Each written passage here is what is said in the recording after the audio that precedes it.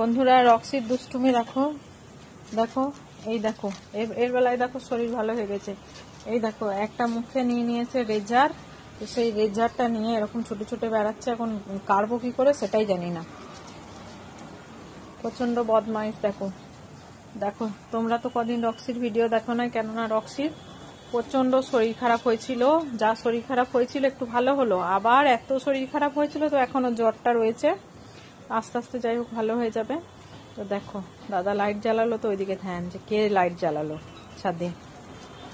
ওই যে দেখো ছুটে বেড়াচ্ছে, বাবু আসছে ধরবে। বাবু আদা মুখে কি নিয়েছে দেখ।